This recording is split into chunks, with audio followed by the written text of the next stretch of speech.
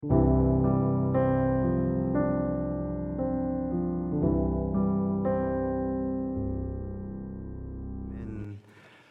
시간 우리는 안식일 논쟁 1라운드를 살펴봤죠. 예수님을 상대로 벌였던 바리새인과 서기관들은 참패를 당하게 됩니다. 이삭을 잘라 손으로 비비어 먹은 일은 안식일에 하지 못할 일이 아니었음을 알게 되었고, 안식일의 주인은 주님이시고 안식일에 무엇이 합법적이고 합법적이지 않은지를 결정할 자는 오직 주님 한 분뿐인 것을 주님이 말씀하심으로 안식일 논쟁의 1라운드는 철저히 바리새인과 서기관들이 패배함으로 마치게 되었습니다. 다시 두 번째 라운드 경기를 위해 링 위에서 예수님을 기다리고 있는 바리새인과 서기관들의 이야기가 오늘 본문에 시작됩니다. 확실한 증거를 잡아서 예수님을 궁지에 몰아넣기 위해 예수님을 노려보고 있던 바리새인과 서기관들, 그때 한 사건이 발생되게 됩니다. 안식일에 병을 고친 사건이었습니다. 이 사건은 증거를 잡기 위해 혈안이 되어 있던 바리새인과 서기관들에게 기막힌 찬스였습니다. 예수님은 과연 그들의 뜻대로 궁지에 몰리게 될 것인가? 아니면 그들의 뜻대로 되기는커녕 다시 한번 참패를 경험하게 될 것인가? 오늘 말씀은 안식일 논쟁 두 번째 라운드의 내용을 살펴봅니다. 말씀을 통해 안식일의 참된 의미와 하나님 우리에게 바라시는 삶의 방식들에 대해서 배울 수 있는 귀한 시간 될 수 있기를 주님의 이름으로 축원합니다. 자, 오늘 본문에 들어가 보면 6절에 바리새인과 서기관들이 미끼로 던진 손 마른 자가 회당에서 예배를 드리고 있었다, 이렇게 본문이 시작되고 있습니다. 안식일에 예수께서 회당에 들어가서 가르치실새 거기 오른손 마른 사람이 있었다.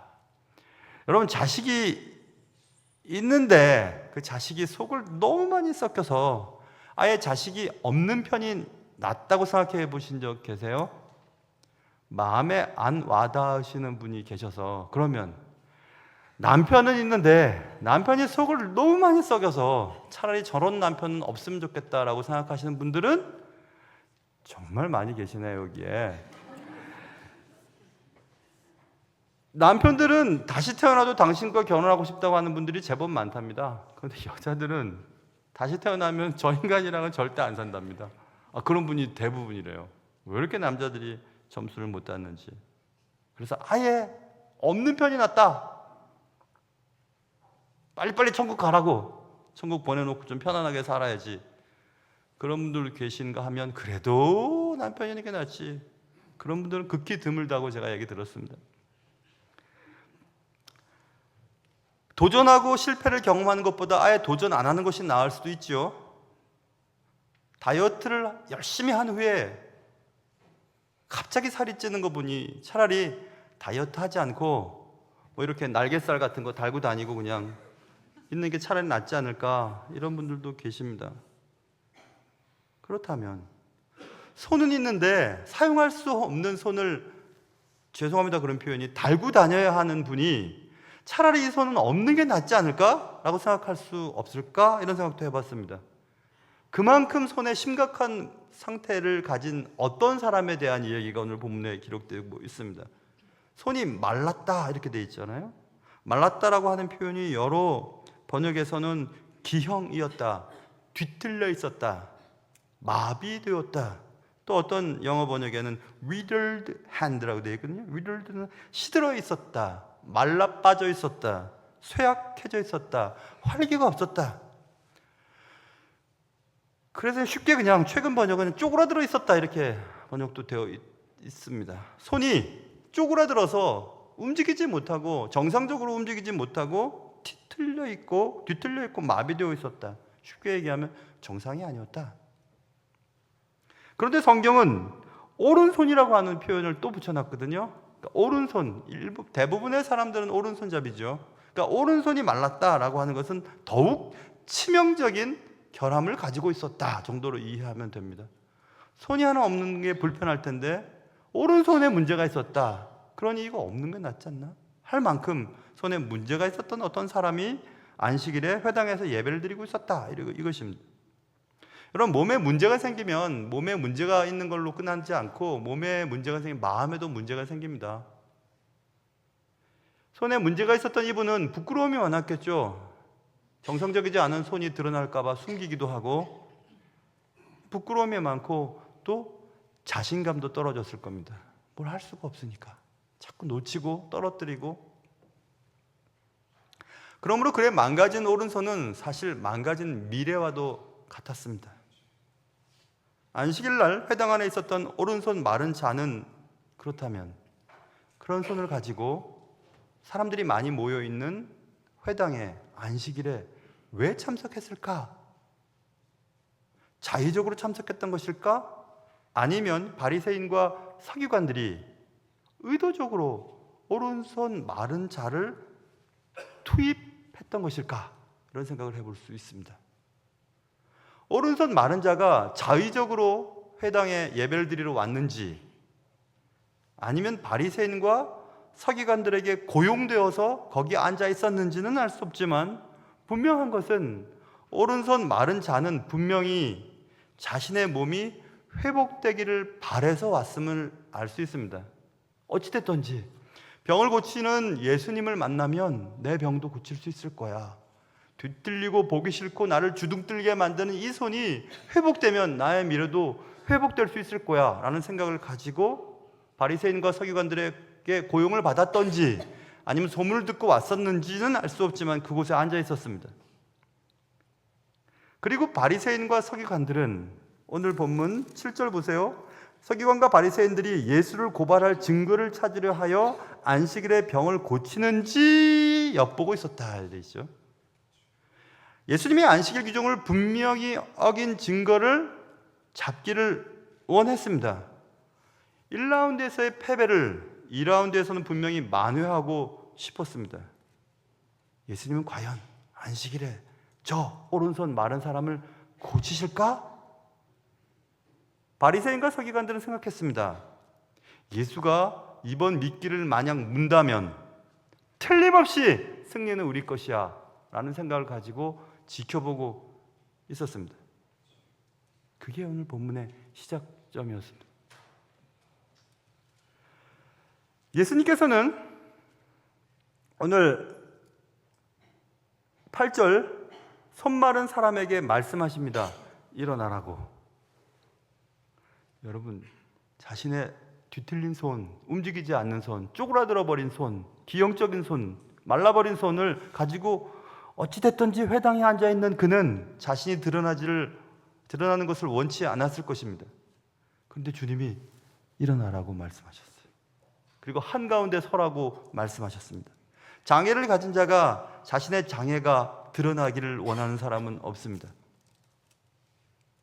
장애 없는 사람들 앞에 가운데 일어나 서는 것도 쉬운 일은 아닙니다. 신분을 노출하고 싶지 않았기 때문입니다. 감추고 싶은 과거나 숨기고 싶은 외모, 자랑할 것 없는 집안 사정을 드러낸다는 것은 쉬운 일은 아닙니다. 그런데 주님이 드러내라고 하셨습니다. 어떡하지? 고민은 됐지만 그래도 낫기만 한다면요 라는 생각을 가지고 일어났습니다. 그때 근데 주님은 10절 무리를 둘러보신 후 다시 말씀하십니다. 그 사람에게 이르시되 내 손을 내밀라. 내 손, 내 그 손, 뒤틀리고 보기 싫고 너에게 주눅들게 만들고 다른 사람 앞에서 드러내고 싶지 않은 그 손을 회중들 앞에서 드러내라고 말씀하고 계십니다. 이거 정말 힘든 일입니다. 남에게 보이고 싶지 않은 치부, 드러내고 싶지 않은 약점, 남들과 다른 정상이 아닌 그것을 내밀라고 말씀하셨습니다. 영어 성경에 보면 stretched out이라고 써있거든요. 뻗으라는 얘기입니다. 그런데 한번 생각해 보세요. 움직이지 않는 뒤틀린 메말른 쪼그라든 이 손을 어떻게 뻗칠 수 있어요? 주님께 뻗칠 수 있는 방법은 정상적인 왼손이 이 오른손을 들어서 표현하는 것뿐입니다. 이렇게 뻗치는 것뿐이에요. 그래서 이 본문을 전도 때 이 본문을 사용할 수도 있어요. 전도에 대한 설교를 할 때 우리는 영적으로 다 뒤틀려 있습니다. 메말라 있고요. 정상적이지 않습니다. 스스로는 주님 앞에 나설 수 없는 존재들입니다. 그때 주님을 먼저 만난 성한 사람이 그를 붙잡고 주님께 인도하는 겁니다. 대부분이 그렇게 시작이 됩니다. 전도는. 뒤틀리고 메마르고 쪼그라든 이 손을 왼손이 붙들어서 주님께 이렇게 뻗쳤습니다. 보통 일입니까? 사람들이 웅성거리기 시작했고, 저 뭐지? 저 뭐 하는 거야? 저 손 봐봐. 저 손이 저렇게 돼 있네? 라는 얘기가 여기저기서 들리기 시작했습니다. 이처럼 예수님의 말씀에 순종한다는 것은 쉬운 일이 아닙니다. 사람들 앞에 서는 것도, 망가진 손을 내미는 것도 그에게 쉬운 행동이 아니었습니다. 그럼에도 그는 손을 다시 사용하고 싶었습니다. 그래서 그 망가진 오른손이 전과 같이 될 수만 있다면 라는 생각을 가지고 주님께 그의 손을 뻗쳤습니다. 더 이상 그 손 때문에 주눅 들고 싶지 않았습니다. 그래서 더 이상 그림자 속에 지내면서 아닌 것처럼, 없는 것처럼 그렇게 지내고 싶지 않았습니다. 빛 가운데 당당하게 걷고 싶었고, 남들처럼 일하고 싶었고, 남들처럼 그렇게 살아가고 싶었습니다. 더 이상 이렇게 살 수는 없지. 그래, 한 번뿐인 것, 창피 당해도 한번 손을 내밀어 보자. 저분이 저렇게 원하시는데 하고 서라 했을 때 서거늘 써있고, 8절 손을 내밀라 할 때 그가 그리하매라 되죠. 그리하매, 내밀라 그러니까 내밀었다는 얘기입니다. 결국 그 손은 회복되게 됩니다. 망가진 나의 오른손, 망가진 나의 미래가 회복된 나의 오른손, 회복된 나의 미래로 뒤바뀌어 버렸습니다. 순식간에 그런 일이 생겼습니다. 그런데 그런 상황이 발생됐을 때, 그 사건이 벌어졌을 때 11절 그들은 바리새인과 서기관들입니다. 그들은 노기가 가득하였다. 화가 막 났습니다. 막 분노했습니다. 예수를 어떻게 할까 하고 서로 의논했다. 예수님은 그들의 의도를 알았습니다. 안식일의 병을 고치는지 아니 고치는지 하고 증거를 찾기를 바라던 바리새인과 서기관들의 마음을, 그들의 생각을 알았다고 8절에 써있죠. 예수께서 그들의 생각을 아셨다. 그런데도 그렇게 하셨습니다. 그리고 그 병을, 그 손을 고치실 때에 9절에서 예수께서 그들에게 이르시되 내가 너희에게 묻는다. 안식일에 선을 행하는 것과 악을 행하는 것. 자, 안식일에 선을 행하는 것과 악을 행하는 것. 생명을 구하는 것과 죽이는 것. 똑같은 얘기를 두 번의 다른 말을 가지고 반복하는 거거든요. 강조하는 겁니다. 자, 보세요. 선을 행하는 것, 악을 행하는 것. 생명을 구하는 것과 죽이는 것. 그러니까 선은 뭐냐? 생명을 구하는 것이다. 악은 뭐냐? 죽도록 내버려 두는 것이다. 이 말이 왜 나오냐 하면 오늘 본문이 누가복음 6장 6절부터죠. 그런데 이 본문의 병행 구절, 똑같은 내용을 마태복음 12장과 마가복음 3장에도 기록되어 있습니다. 여러분 성경책에 적혀 있어요. 근데 마태복음의 이 사건을 어떻게 얘기하고 있냐 하면 마태복음 12장 11절부터 12절에 안식일에 구덩이에 빠진 한 양 한 마리가 있었다. 구덩이에 빠져 죽어가고 있습니다. 그런데 끌어내는 게 당연한 거 아니야? 라고 하면서 이 말을 하시는 거거든요. 죽도록 내버려 두는 것은 악한 거야. 살리는 것이 선한 일이야. 구덩이에 빠진 양을 건져내듯이 이 영혼을 고치는 것은 해야 할 일이야. 내버려 두면 악한 일이야. 고치는 것이 선한 일이야. 어떤 게 옳은 일이야? 이렇게 주님이 지금 말씀하고 있습니다. 그러니 망가진 손을 고쳐주는 것, 그게 선한 일이니까 선한 일을 하는 거야. 악은 그러면 율법 조항에 얽매여서 죽도록 내버려 두는 것, 그렇게 고통대로 살아가도록 내버려 두는 것, 그게 악한 일이야. 어떤 것이 옳은 거야? 이렇게 말씀하고 있습니다.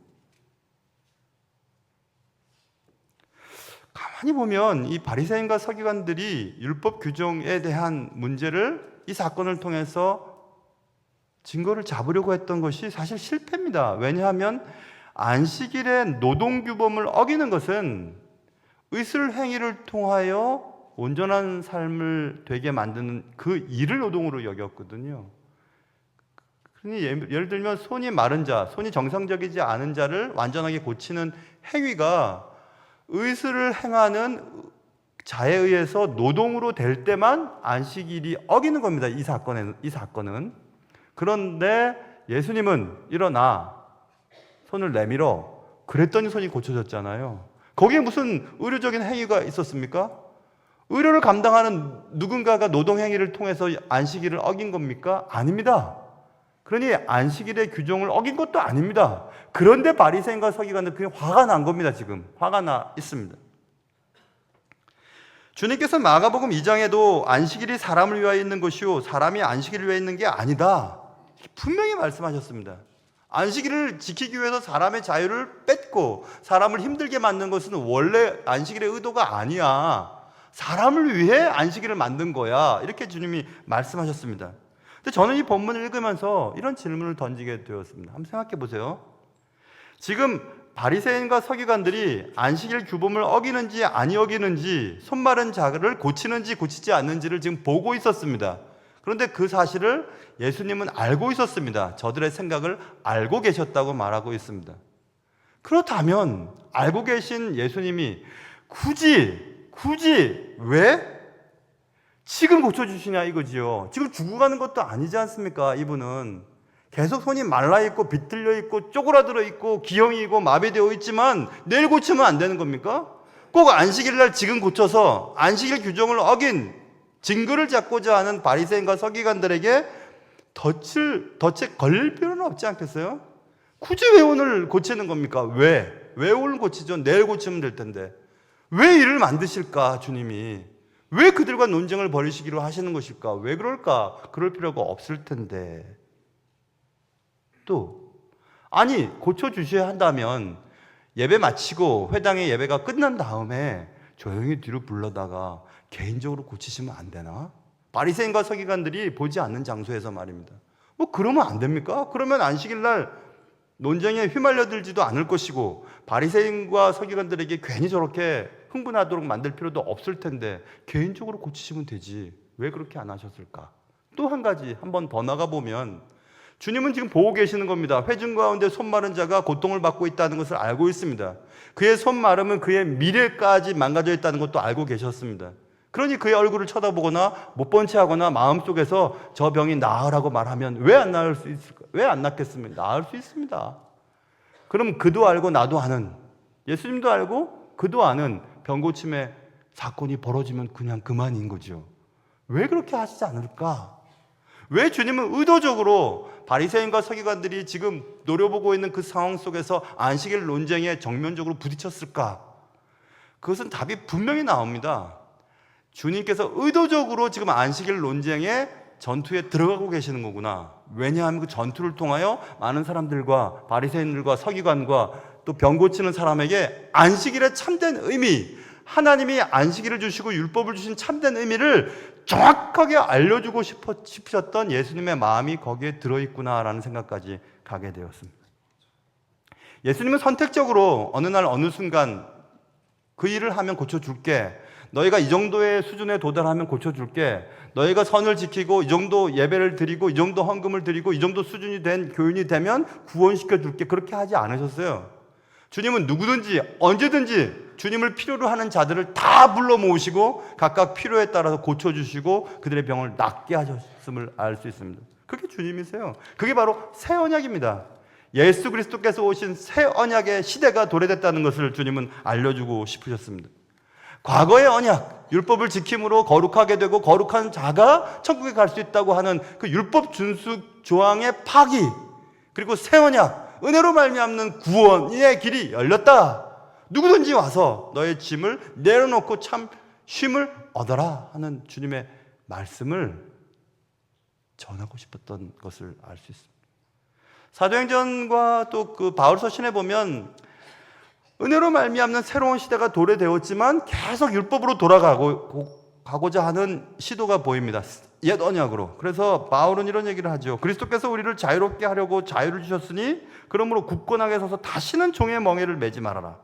사도행전 15장에도 지금 너희가 어찌하여 하나님을 시험하여 우리 조상과 우리도 능히 매지 못하던 멍에를 제자들의 목에 두려느냐. 자꾸 왜 짐을 지우냐 이겁니다. 율법의 조항 규정을 확대시킴으로 금지 조항을 만들므로 왜 새 언약의 백성으로 살아가고 있는 참 자유인에게 자꾸 멍에를 지우느냐. 그렇게 하지 말라라고 말하고 있습니다.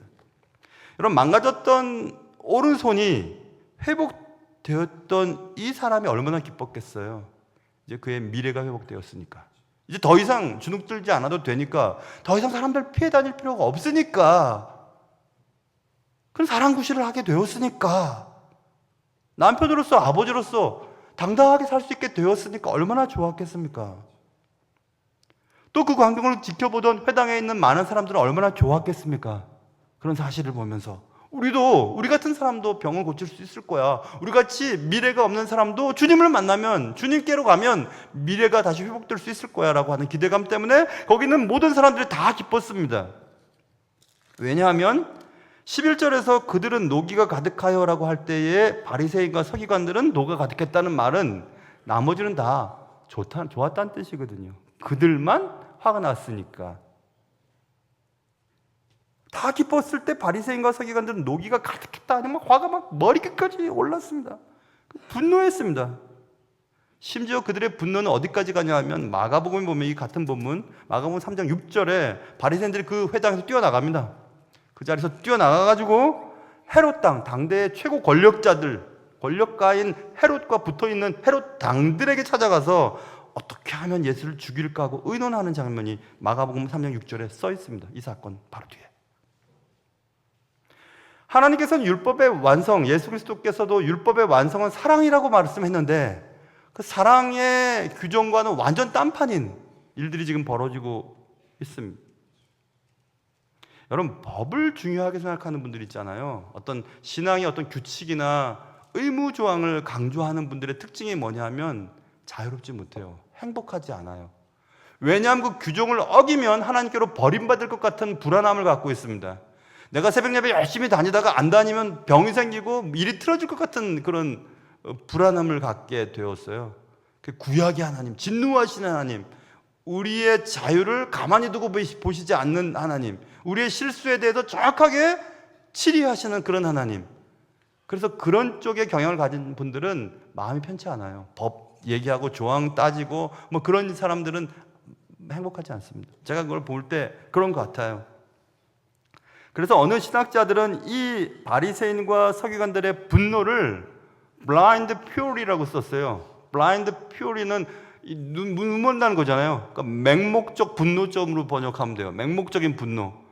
그래서 분노하는 사람들을 보세요. 눈에 뵈는 게 없잖아요. 그래서 맹목적 분노라고 하는 단어가 씁니다. blind fury. 눈에 보이는 것 없이 자기의 뜻이 아닌 것은 다 싫은 겁니다. 자기의 뜻대로 자기의 범주 안으로 들어오지 않으려고 하는 새 언약의 주인이신 예수님을 어떻게 하면 죽여버릴 수 있을까라는 모의를 하게 되었다 이겁니다. 뭐 저는 목사이기 때문에 정치의 객관적인 어떤 태도를 보이기 위해서 좌나 우나 여기저기 다 보면서 저 나름대로 판단하고 있지만 정치에 대해서는 잘 모릅니다. 뭐 우리나라 정치도 모르는데 뭐 미국 정치 알겠습니다. 그러나 최근에 외신을 읽으면서 한 가지 깨달은 게 있었어요. 그 미국 대선이 이제 가까우고 있는데 트럼프랑 또 바이든이랑 이렇게 하려고 하다가 바이든이 너무 나이가 많이 잡수셔가지고 바이든이 이제 해리스에게 넘겼지 않습니까? 근데 트럼프가 흑인 무슨 언론협회 어디 가서 그 연설한 내용을 기사로 실어놨는데 가만히 읽어보았어요. 엄청 실수를 했던데요. 뭐냐면 해리스가 여성이면서 흑인이지 않습니까? 그래서 흑인 표들이 글로 몰리는 것을 두려워한 것 같아요. 그래서 해리스에 대해서 이렇게 얘기합니다. 저 사람은 우리와 다른 사람이야. 우리에 속하지 않은 사람이야. 해리스는 우리가 아니야. 해리스는 인도계의 변장일 뿐이야 라고 얘기하면서 그는 흑인이 아니라 인도계라는 얘기입니다. 그러니 흑인들은 인도계인 저 여자한테 표를 주어서는 안 된다는 얘기를 지금 트럼프가 하는 건데 정말 잘못됐죠. 해리스는 어머님이 물론 인도계이긴 하지만 아버지는 자마이카 사람 아니에요? 흑인도 얼굴 까마신 분들도 여기가 있고 저기가 있고 흑인이 있고 흑인이 아닌 사람이 있습니까? 그거 말하는 것 자체가 우스운 얘기 아니겠어요? 그래서 자신에게 올 표를 저쪽으로 가지 않도록 만드는 트럼프의 그 말 자체는 제가 잘못했다고 봤어요. 분명히 잘못됐죠, 이건. 왜냐하면 그 전에 맥케인이라고 있었잖아요. 존 맥케인, 군인 출신. 존 맥케인이 공화당 후보였고 민주당에 오바마가 이게 붙을 때 오바마라고 하는 이름 자체가 아랍족 이름이잖아요. 그래서 이 존 맥케인의 지지자들이 저 아랍인 에게 표를 줄 수 없다고 막 얘기를 했었습니다. 그 기사를 읽었어요, 제가. 그랬더니 그 존 맥케인이 이렇게 얘기합니다. 아닙니다. 그는 오바마죠. 그는 괜찮은 가장이자 시민입니다.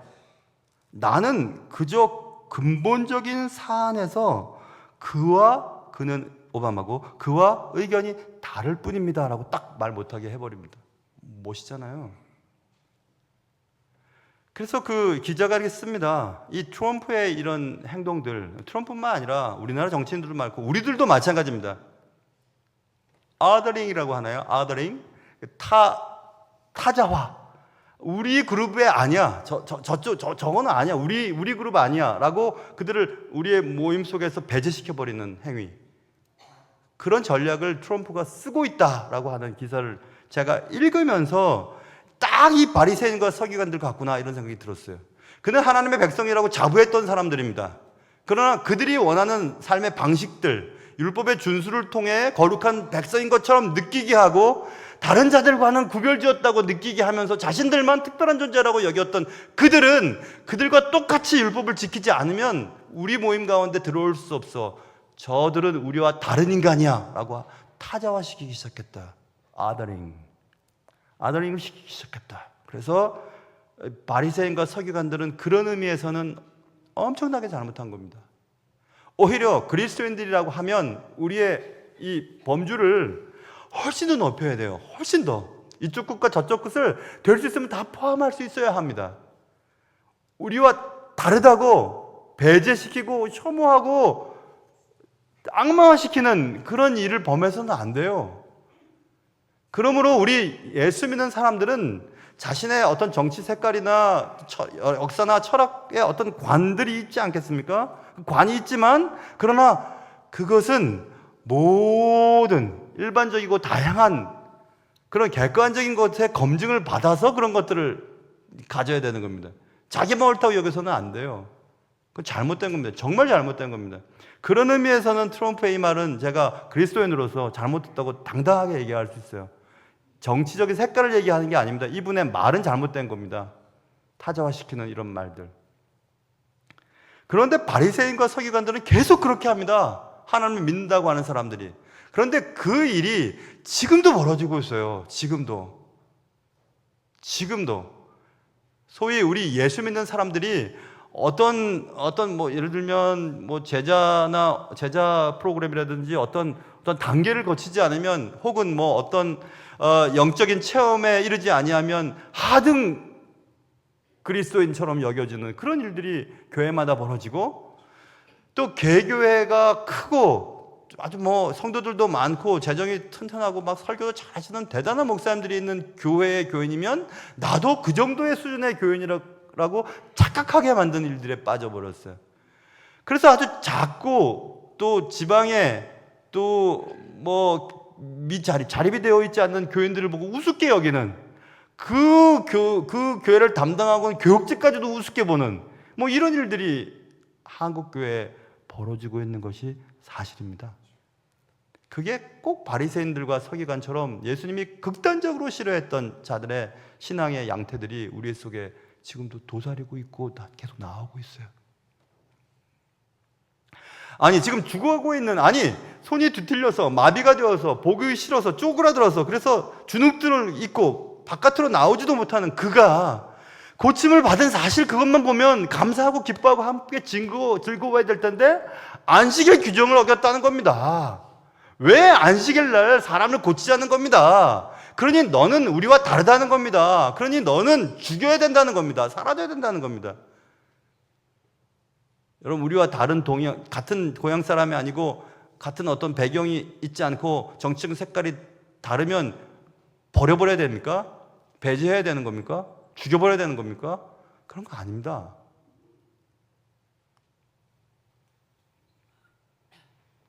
그런 의미에서 여러분은 어떤 사람이세요? 망가진 내 인생의 소망이 찾아와서 이제는 조건이나 환경이나 어떤 내가 원했던 일들이 이루어졌기 때문에 기쁘고 감사한 사람입니까? 아니면 그거 상관없이 자격도 없는데, 한 것도 없는데, 수준도 미달인데 나 같은 사람을 구원해 주셨으니 나는 그냥 감사한 것뿐입니다. 그리고 나 위에 누구든지, 그리고 특별히 연약하고 힘든 자들을 더 사랑하셨던 주님의 마음으로 그들을 바라본다면 소외된 자, 가난한 자, 오히려 주목받지 못한 자들을 더 챙겨야 되는 것이 우리 그리스도인이 해야 될 일이라면 그렇게 살고 있을까? 나는 생각을 해봐야 됩니다. 로마서 5장 보면 곧 우리가 원수 되었을 때 그의 아들의 죽으심으로 말미암아 하나님과 화목하게 되었은즉 화목하게 된 자로서는 더욱 그의 살아나심으로 말미암아 구원을 받을 것이니라. 그뿐 아니라 이제 우리로 화목하게 하신 우리 주 예수 그리스도로 말미암아 하나님 앞에서 또한 즐거워하느니라. 요약하면 이런 겁니다. 하나님과 원수 되었던 우리가 하나님의 은혜로 구원받게 되어서 하나님의 백성이 되었는데, 이제 우리가 해야 될 일은 무자격자이고 수준도 안 되는 내가, 하나님과 원수되었던 내가 하나님의 은혜로 구원받았으니 그 사실에 대해서 즐거워하고 감사하고 다른 사람에 대해서도 포용 있게 받아들여야 하지 않겠냐, 이겁니다. 당연한 겁니다. 당연한 겁니다. 그래서 지금 우리는 기쁨의 시대를 살고 있는 겁니다. 새 언약의 도래, 예수 그리스도의 오심 이후로 우리는 감사와 기쁨과 감격밖에 없어요. 그런데 아직도 여전히 나와 같지 않은 사람들을 배제시키고 나처럼 신앙생활하지 않는 자들을 마치 구원에서 떨어진 사람처럼 얘기를 해버리고 비난하고 불평하고 분노하고, 어떻게 하면 저 사람을 없애버릴 수 있을까? 여러분, 교회마다, 오래된 교회마다 그런 일이 있을 수 있습니다. 다른 데서 뭐 여러 가지 일들로 상처받고 어려움 때문에 교회에 와서 이제 막 적응을 하는데 기존에 있던 사람은 저 사람 저거 언제 왔다고 말해요, 와서 설쳐, 이렇게 얘기를 해요. 설치기 뭘 설치입니까? 하나님의 은혜 가운데서 하나님의 뜻대로 움직여서 지금 일을 하고 있는데, 그런 마음이 우리 속에 있다면 회개해야 합니다. 저 사람 저거 집사도 아니고 저거 근데 나한테 인사도 안 해? 만약 그런다면 그것도 또 얼마나 웃겨요. 청년들이 왜 저래? 여러분, 청년이나 어린아이의 아기 한 명의 영혼과 우리들의 영혼과 다를 바 있습니까? 오히려 유효기간으로 따지면 그들이 더 낫습니다, 우리보다. 우리는 유효기간이 얼마 남지 않았으니까. 우리는 더 싸구려일지도 몰라요. 그렇다면 더 존경하고 더 귀하게 여겨야 할 필요가 있습니다. 왜 화가 나죠? 왜? 다른 사람이 잘 됐는데, 다른 사람이 고침을 받게 되고 미래가 회복되어지고 비틀리고 메말랐고 쪼그라든 인생이 펴지고 기뻐졌는데 왜 화가 나죠? 바리새인과 서기관들은 잘못된 신앙생활을 하고 있는 겁니다. 틀림없이. 그래서 제가 이렇게 열을 내면서 설교를 해본들 결국 제 얼굴에 침 뱉기죠. 저도 마찬가지입니다. 형편없는 그리스도인인 것은 틀림없습니다. 그러나 우리들의 이 조항에 얽매이고 그리스도인의 의무에 집착하는 한 우리의 신앙 때문에 누군가는 숨이 계속 막히는 겁니다. 저런 신앙인을 보면서 어떻게 내가 신앙생활을 할 수 있을까? 저런 교회에서 어떻게 내가 신앙생활을 계속할 수 있을까라고 계속 숨이 막히는 겁니다. 그래서 저는 제목을 아직도 숨이 막힙니다, 이렇게 제목을 정했습니다. 물론 에어컨이 가동되지 않아서 더워서이기도 하지만 우리 기도하겠습니다. 하나님 아버지, 오늘도 우리의 신앙생활 때문에, 잘못된 신앙생활 때문에 누군가가 숨이 막혀 있지는 않을지 생각해보며 사람들을 살리고 사람들을 행복하게 만들어주고 그런 일에 우리의 삶이 사용될 수 있도록 도와주옵소서. 예수님의 이름으로 기도합니다.